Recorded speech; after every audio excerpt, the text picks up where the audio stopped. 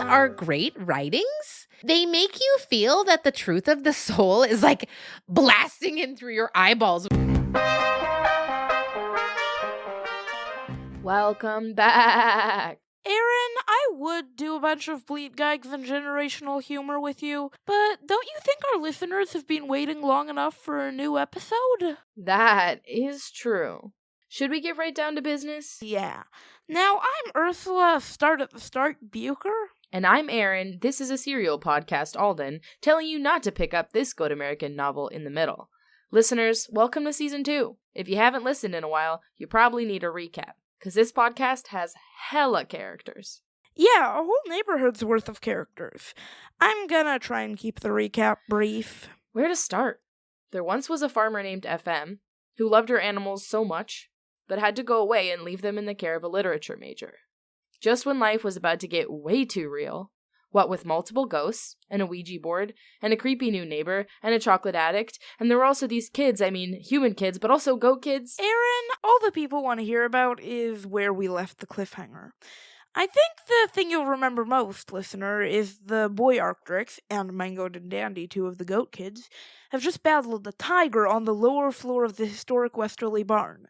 They seem to have escaped with their lives, and also a very nice vintage goat cart. Life goals.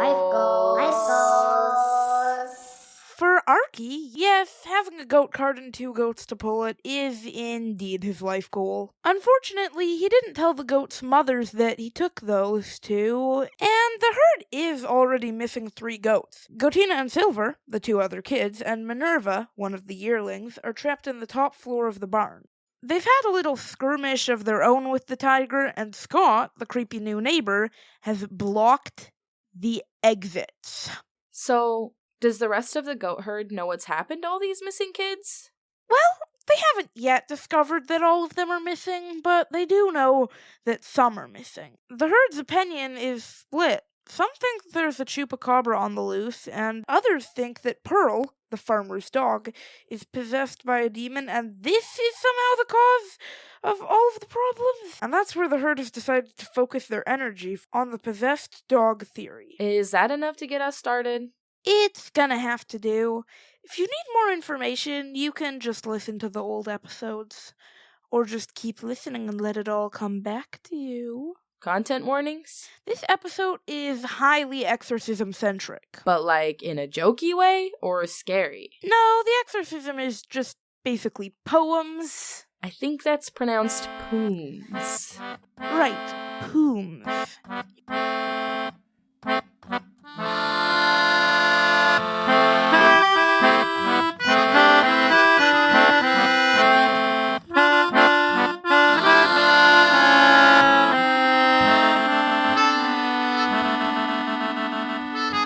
Arcturix wedged a chair against his bedroom door.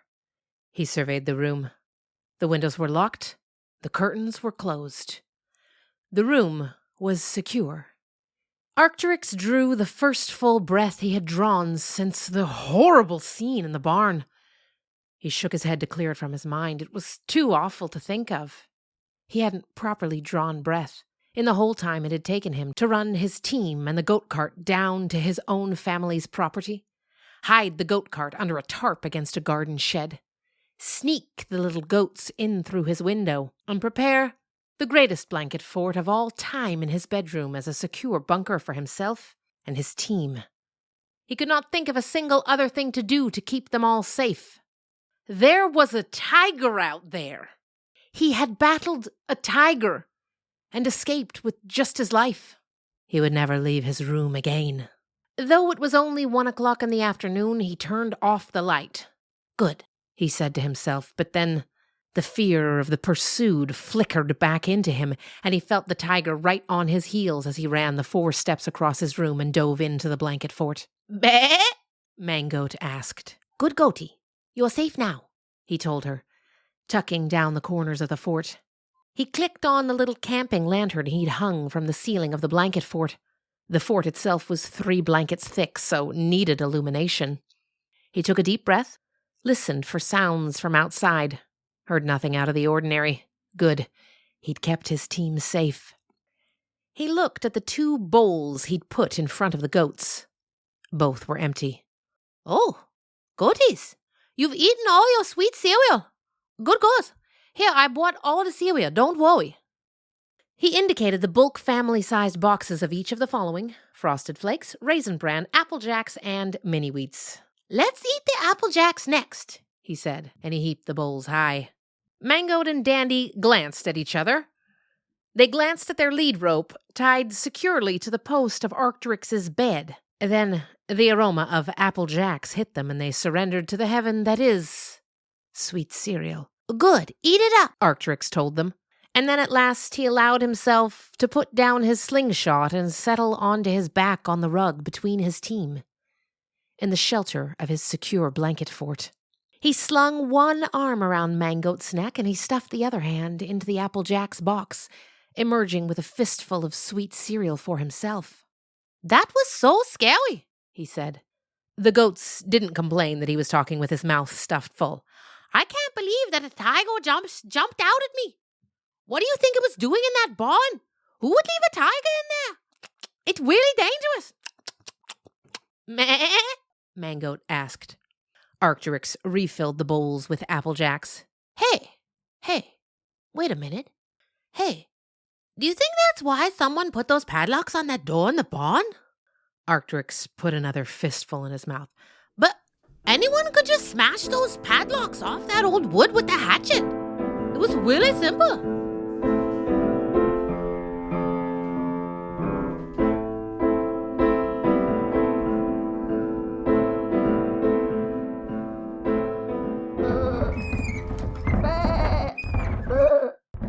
Zipnog woke up to the noise of the goats clattering the hay cart over to the yard outside FM's cabin. Zipnog was in a state. After getting chased out of the cabin the night before, she had retreated to her tree to dry off and spend the night. Getting blasted by water and chased out by the dog had been a low blow.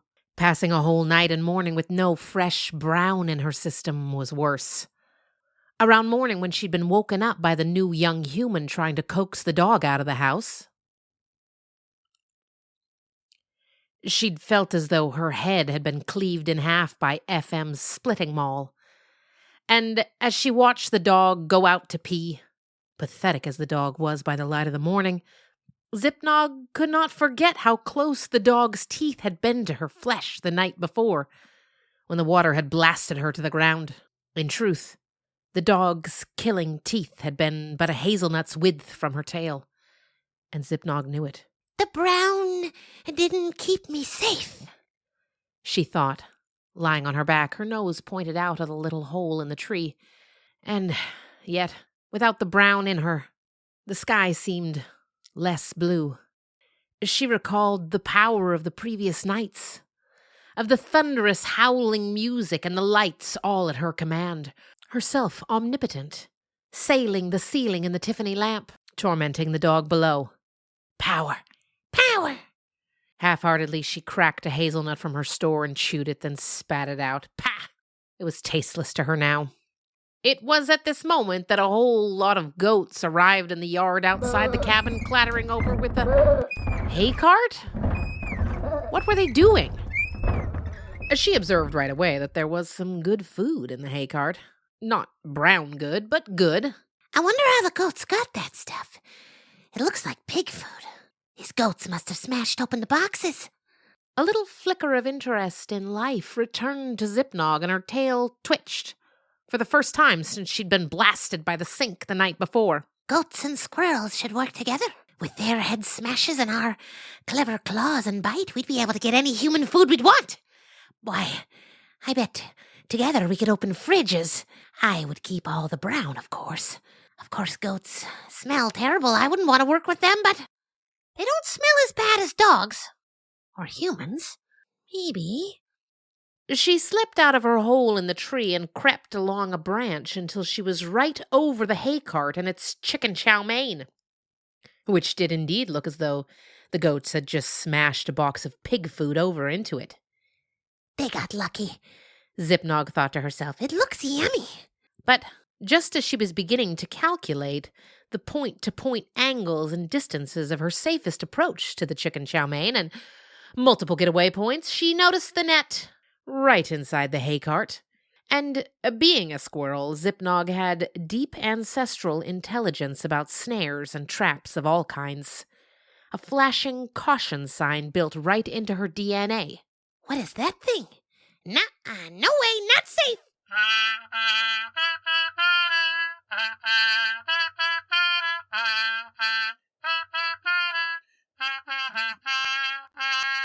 Pearl woke from her morning nap and groaned.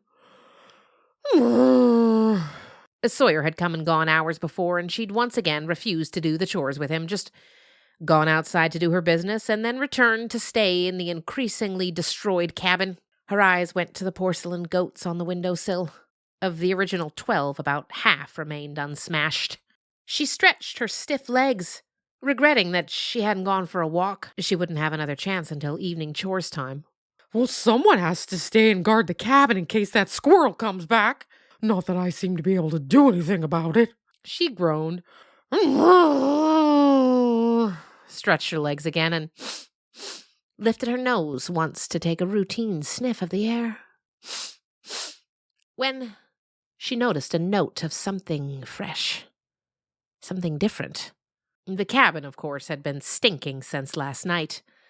Stinking of a complicated blend of chocolate, squirrel pee, burnt squirrel fur, and now wet burnt squirrel fur. But there was also something fresh. Fresh air, Pearl thought, and something else. She looked toward the door and noticed with a rush of gratitude that Sawyer had left it open a crack for her. She got to her paws and walked to the door, her nose quivering as though pulled by something. When she squeezed out, she felt immediately better to be out in the midday sun. A yellowing leaf drifted down onto her, and she stretched her back paws out behind herself, feeling grateful that the hot season seemed suddenly to have passed. This cooler weather, and did she detect a change in the wind? A coming rain? It was a relief for her in her thick white fur. And yes, there was something particularly delicious. She recognized it now. It was some of that yummy meat glop.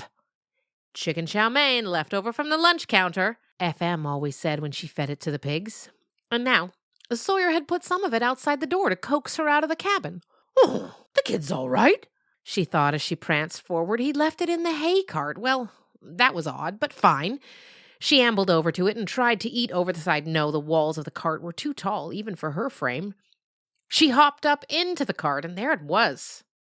3 crates of it, spilled and splattered all over the floor of the cart, which was incidentally littered with strange ropes. Well, Pearl ignored these and dug in. He's a good kid, Pearl thought as she began wolfing down the food. Clumsy, though. He's spilled all over the place. There's no excuse for it. He's got hands, but what do I care? Now! A whip crack of a bleat cut through Pearl's food orgy. Now!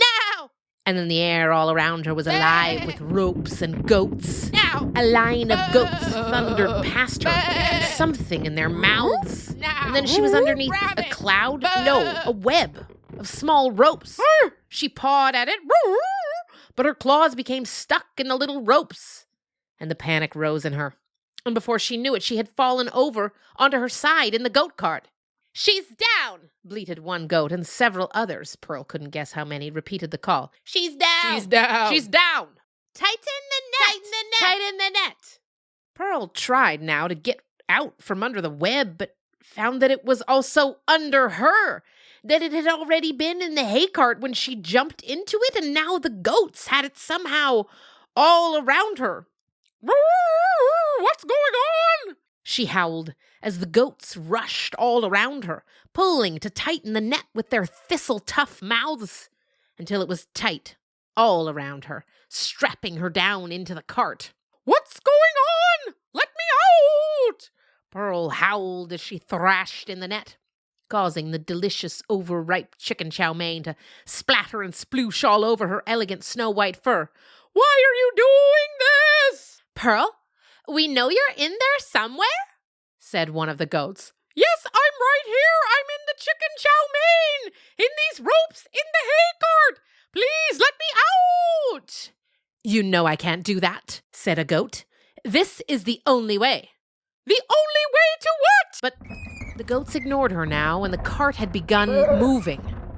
Pearl licked the lump of noodly chicken out of her eye first so that she could see that one of the goats had threaded her long horn into the handle of the cart and was pulling.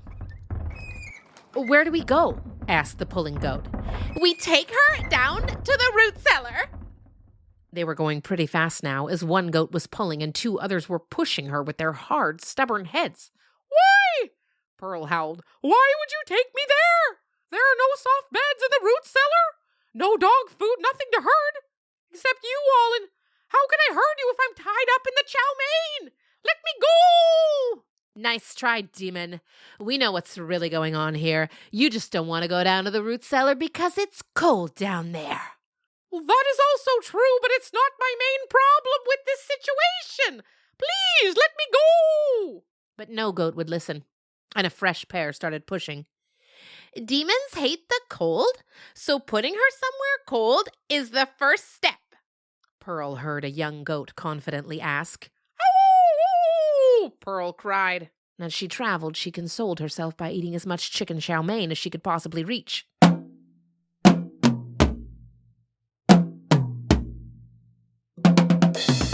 Watching on, a little flicker of interest in life returned to Zipnog for the first time since she'd been blasted from the cabin. Her tail twitched. She watched as Pearl blundered into the trap, watched as the goat snared her good, in some kind of system of ropes. What did you expect? Zipnog tittered, enjoying the feeling of superiority. She would never have gotten trapped like that, never in a million years. She was a squirrel, a runner, a truly brilliant jumper, a magnificent tail owner, a cracker of shells, a hoarder of nuts.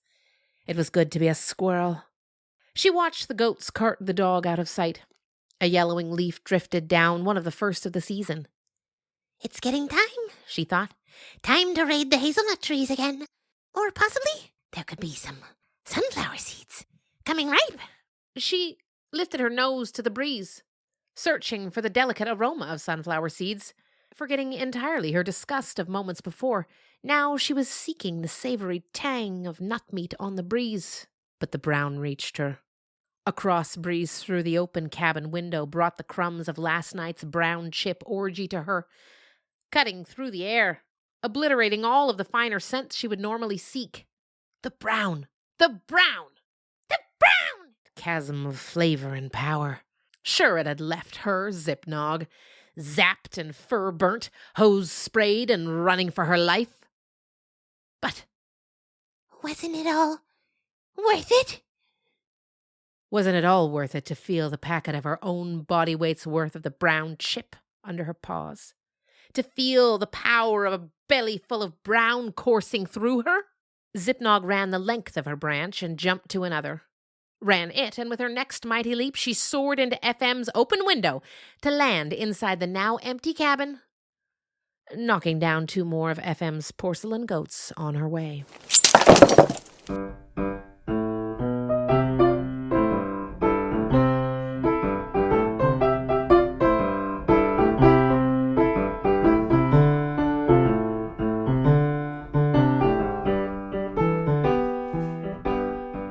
It was 2:00 in the afternoon down at the local library. 2:00 by the time Sawyer hit send on his makeup essay, sending it off to his professor.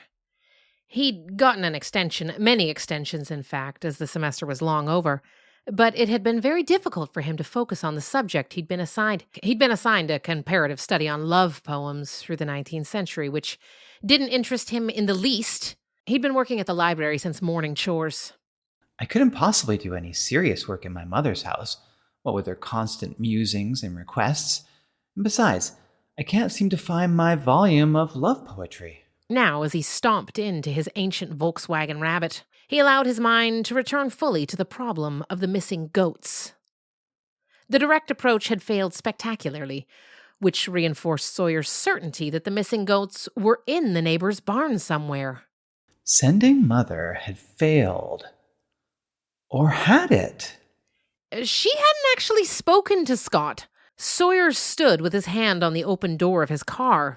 My mother's not insignificant capacity for charm and persuasion, as well as her legal status as an adult property owner, are assets which have not been fully brought to bear on this situation, he said to himself, then got into the seat and looked at himself in the mirror.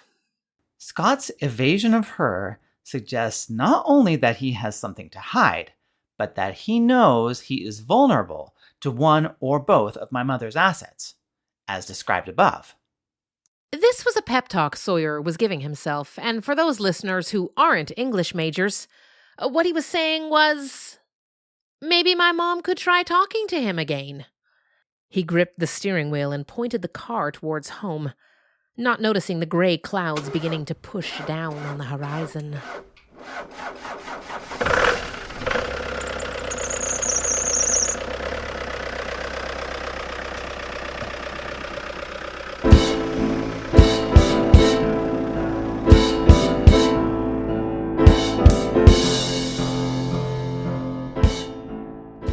Liz Oates, Butt Midler, all of you, stop eating watermelons. Mama Chi-Chi used her most dangerous voice for that order. She had to. The whole herd was down in FM's cold storage cellar, a place they'd only dreamed of. But their wildest dreams couldn't have prepared them for this place. When they'd cracked, stomped, pried open the trap door and sent the hay cart, and Pearl, hurtling down the cellar stairs, it had collided with every goat's fantasy. A room piled to the rafters with carefully stacked yams, melons, beets, carrots, squashes, potatoes, cucumbers. Of course, none of it was piled high or carefully stacked anymore. What the hay cart hadn't crashed over, the ensuing stampede of goats had quickly scattered. "What about sweet potatoes?" Lady Baba mouthed guiltily around a mouthful. "No eating! This is serious business! We are here to interrogate this dog!" Mama Chi-Chi glanced at the fruits and vegetables. "We'll eat all of this afterwards. Now," she walked over to Pearl, who was whimpering mournfully in the hay cart, which was flipped over on its side. "Should we put her upright?" "No." Rafaela licked the last of the melon juice off her cheeks and stamped over to take charge of the exorcism. "We need to make the inhabitant demon as uncomfortable as possible. That does necessitate a bit of discomforting to the host, but..." "This dog will thank us later," Stephanie cut in, "because she won't have a demon inside her anymore." The 4 adult nanny goats shared a look. None of them really understood what the yearlings were talking about, but they had faithfully executed the plan up to this point, spending the last hours gathering ropes and nets and bait to trap the dog. This project had felt worthwhile somehow. It had been productive in any case. They were proud of what they had managed to accomplish without hands. Well, it had all worked. Now the dog was down here. But what were they supposed to be doing to her exactly now that they had her down here? Mama Chi-Chi knew she had to take charge. She turned to address Pearl. "Where are the missing kids?" "I have no idea! Please let me go!" "So you're saying you didn't see or eat 2 kids and a yearling at any point yesterday?" "I swear!" Pearl howled. "You have no idea what I've been through." "Oh, I think we have a pretty good idea," Rafaela answered darkly. "Yes, what was all that absurd howling we heard last night?" "It was a squirrel, see? And it..." Pearl began, but Stephanie cut her off by threatening a head crack. "With all due respect, Mama Chi-Chi, you're going about this all wrong." "Oh," Mama Chi-Chi uppercut. "Is that so? And how would you do it?" "You have to understand, Mother, you're not talking to the dog now. The demon has imbibed the hostess." Mama Chi-Chi turned on her daughter. "Are you sure those are words? When did you start talking like this?" I think we have to start by filling the room with love, because demons hate love more than anything," Stephanie finished. "Well, that should be easy," Butt Midler agreed. "There's nothing more loving than a well-ordered herd of goats." "Hey! Liz Oates, Mama Chi-Chi said no more sweet potatoes until after the exorcism." Liz Oates reared back. "You were eating them too? And Lady Baba ate a whole watermelon, but nobody said anything about that." "Enough!" Mama Chi-Chi's bleat cut through. "This is the yearlings' plan. It's their show. Let's let them proceed." "Please, don't let them proceed. They're going to necessitary my discomfiture. Please, let me tell you about this squirrel. It's the worst squirrel in the world. In response, Stephanie walked close to Pearl and bleated directly into the dog's ear at maximum volume, enunciating each word slowly and clearly. Don't worry, Pearl.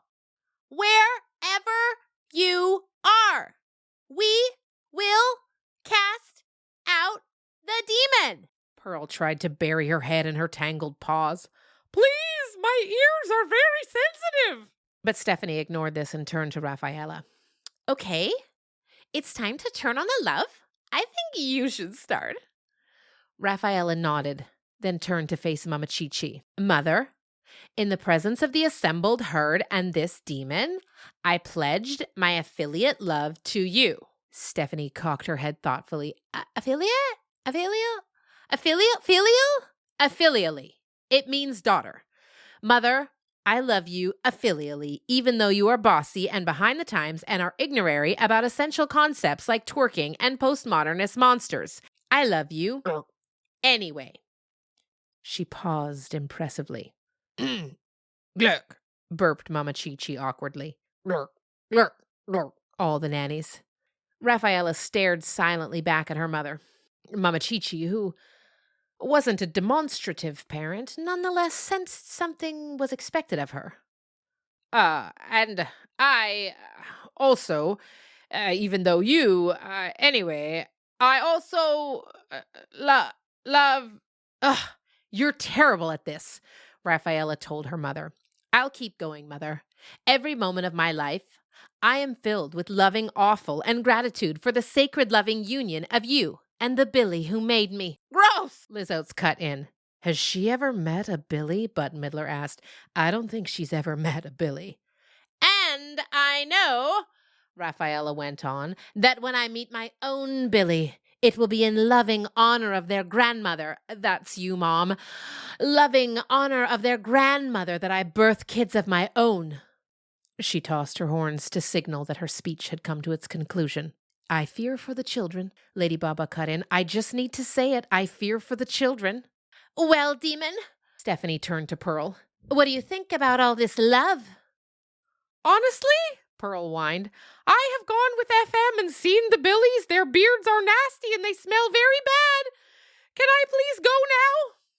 Oh, we're only getting started, Stephanie said, and then she reached her nose into the hay cart, and with great difficulty, she pulled out something large and heavy, first by gripping it with her lips, then carried it across the floor of the cellar by wedging it between her ear and shoulder. She dropped the large something on the ground in front of Pearl, and it fell open. This is a book of great love poems, Stephanie announced. A book of what? Mama Chi-Chi asked. Great love poems. What is that? I mean, how do you know what that is? Because I read the name of it when I took it out of the human Billy's backpack. What do you mean you read it? I mean just that. I read it. And I read all the poems inside. Excuse me, are you trying to tell me that you can read? I can read? And just what are poems? Asked Liz Oates. And poems are great writings. They make you feel that the truth of the soul is like blasting in through your eyeballs when you read them. Like they make you feel that the poet writer has experienced a truth so hard that the words wake up the same truth in your soul. So hard that the truth wakes up and quivers around inside your body like a worm in an apple. The human Billy knows all about love poems. He carries them around with him everywhere he goes. And after he read them to me, my soul has been quivering all week. What does any of this have to do with the dog? I don't understand any of this, bleated Bette Midler as she eyed an acorn squash. The demon has informed a parasitic habitation inside the dog, but the demon aberration the love poems, Rafaela explained calmly and confidently, but without making a single shred of sense. So, Bette Midler prompted. So, when Stephanie reads the poems, the demon will transmute into bees and fly out of her facial offices. And that's a good thing. That's what we're hoping for. Stephanie, read. Okay, I'm ready. Okay, this poem is by E. Cummings. Ahem. I carry your heart with me. Bah! Bleated Lady Baba. What do you mean you carry someone else's heart? My sister died of heartworm. The vet said so. Is this poem about a vet? Sounds like it. But Midler agreed. I'm not sure. I don't think it's about the vet. It's a love poem. Vets aren't really into love in that way, I don't think. Just let me finish it. Wait, Liz Oates broke in. Does the vet pickle hearts in vet juice like he pickled the lump? Bah! Lady Baba made a noise of pure disturbedness. Ahem. I carry your heart with me. I carry it inside my heart. What? Liz Oates hissed. Did the vet eat the heart? How did he get it in there? Is the heart in one of the 4 stomachs? Stephanie tried to read over the commotion. I am never without it anywhere I go. He definitely pickled the lump. What is wrong with vets? Vets are the worst type of human. You guys, this won't work if you keep interrupting. Well, to be fair, you probably shouldn't have chosen the disgusting vet poem, Lady Baba said, but Mama Chi-Chi wasn't joining in on the discourse around the content of the poems. Mama Chi-Chi was marveling at the yearlings. Well, I'll be hog-tied. You really can read, can't you? You're not just making it up, are you? She said to Stephanie, who stood up a little taller. Go on then, Stephanie, but read us a better one. Okay, I know another one, but this time I'm going to try to get through the whole thing because I think it will work better. Yes, heard. No interruptions this time, please. I'd like to hear the entire poem, Mama Chi-Chi told the herd. Okay, here goes. Ahem. Friendship is like the holly tree. The holly is dark when the rose briar blooms. But which will bloom most constantly? The wild rose briar is sweet in spring. Its summer blossoms scent the air. Yet wait, till winter comes again, and who will call the wild briar fair? Then scorn the silly rose wreath now, and deck thee with the holly's sheen, that when December blights thy brow, he still may leave thy garland green. Raphaela looked at Pearl hopefully, but no bees came out. I like that one better, Bette Midler said, but it missed the point. Right. Holly is delicious, Liz Oates added. I prefer the rose, Lady Baba interjected. So thorny, so rich. Besides, I once ate too many holly berries and I was sick for days. FM had to spoon feed me the baking soda. It's true, Bette Midler added. I was sharing her stall at that time. She lost her cut all over my hay rack. I'm off holly since then. But what about rose hips? Lady Baba mused. No one talks about rose hips enough. Unbeatable flavor after a frost. Soon it will be time to break into that neighbor's flower garden. But have you ever eaten too many rose hips, though? They bite you on the way back out, if you know what I mean. Well, that's just a pleasant tickle. Did a goat write that one? Mama Chi-Chi asked. It sounds to me like a goat wrote that one. No one else but a goat could really eat either of those plants. A deer, maybe. It was written by someone called Emily Dickinson? Probably they were a human? Stephanie faltered. Emily? That's a cow's name if I ever heard one, Lady Baba put in. Not a chance, Bette Midler argued. Holly would kill a cow. This book was written by humans, Raphaela snapped. She was irritated with how the exorcism was going. Or wasn't going. Who knows? Mama Chi-Chi bleated heartily. Who knows? Maybe a goat did write it. Before today, I didn't think goats could read. Who's to say they can't write, too? It's giving me quite a lot to think about. Dog, is your exorcism working? Yes, it worked great, Pearl answered. I'm feeling much better now. She's lying, Raphaela snapped. All right, girls, we're looking for bees, is that right? Mama Chi-Chi asked. Bees, Raphaela confirmed. Mama Chi-Chi cracked Liz Oates' head away from a pile of sweet potatoes. One more poem, Stephanie. Make it a good one. Okay, I really like this one. Lurk. Love is like a fire that burns unseen. Now that's just dangerous, But Midler interrupted.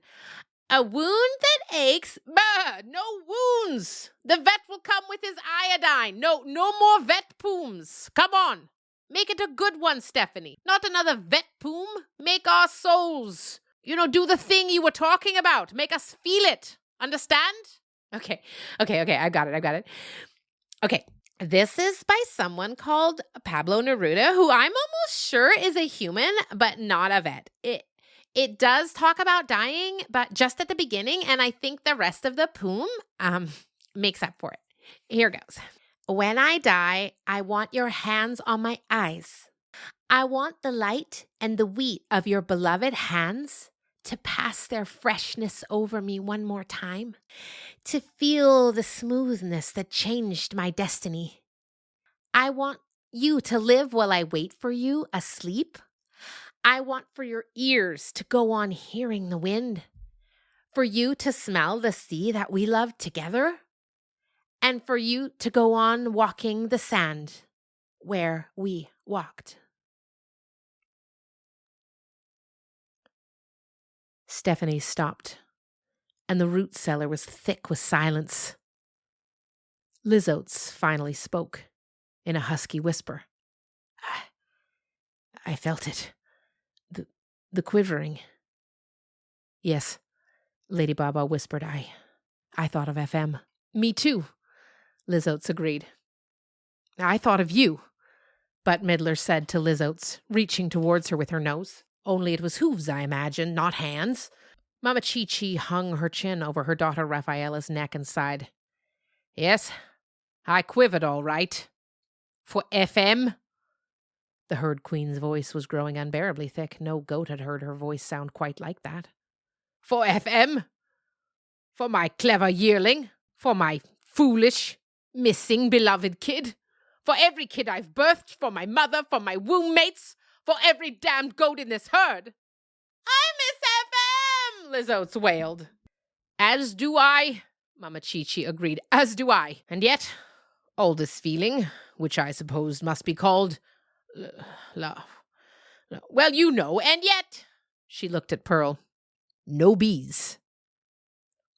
Stephanie and Rafaela looked at each other. Maybe, Rafaela began, but the herd queen cut her short. No, girls, that was a crackerjack poom. We all quivered. If that poom didn't do it, nothing will. Girls, we must face the facts. The exorcism itself was a failure, but not a complete loss. You've showed me things today. Things we can do with our hooves. And more so, with our minds. Things I had never thought of before. And I don't say that often. Heard? Yes? Yes? Dig in! Sound of enthusiastic chewing commenced, and the aroma of melons being cracked open and yams and sweet potatoes being chewed filled the dark room. Mama Chi-Chi walked over to Pearl. Well, dog, I never really thought much of this demon theory. Oh, thank you. Please, let me go now. I probably will, but first let me ask you some questions. The trapdoor blew open and the ancient bleat of Goat Co Ono trumpeted down the cellar stairs. The other two kids are gone! Mangoat and Dandy are gone!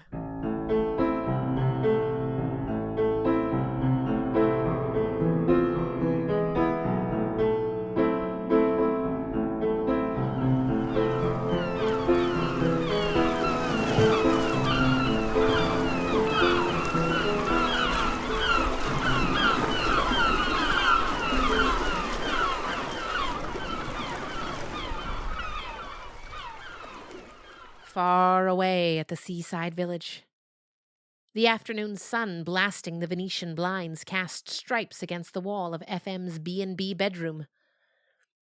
On her nightstand stood a cup and saucer with the dregs of a soothing tea cooling in them. FM was taking a, for her, extremely unusual afternoon nap. The poster of the circus tiger lay on the bed where it had fallen from her fingertips. She'd been looking at it before drifting off. In FM's dream, she wandered a wooden corridor.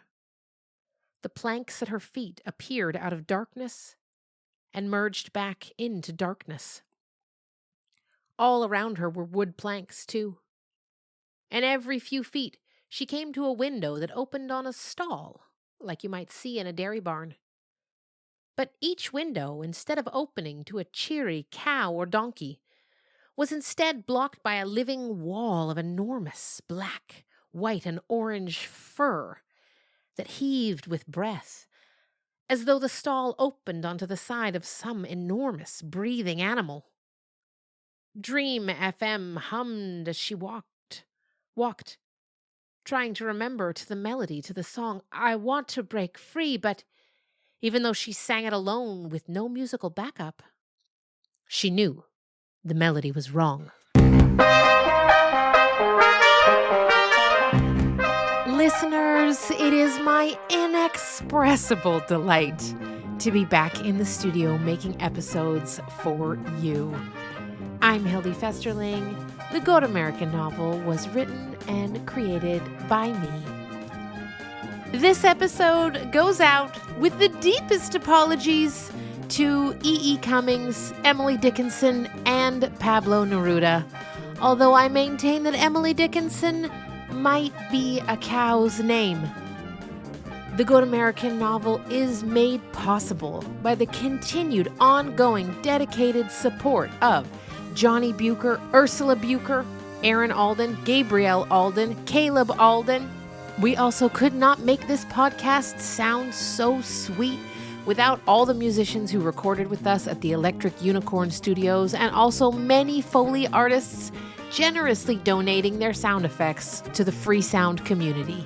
Please consider leaving us a 5-star Apple review, or you can now leave reviews on Spotify. Please do that. Also, please recommend this podcast to a friend. It helps us a lot. If you want to read more about how this podcast is made, I'm going to link some articles in the show notes where your creator, Hildy, that's me, talks about how and why I created this podcast. So I'm really excited to share that information with all of you. Thanks for listening. We'll be back in 2 weeks. It's good to be back.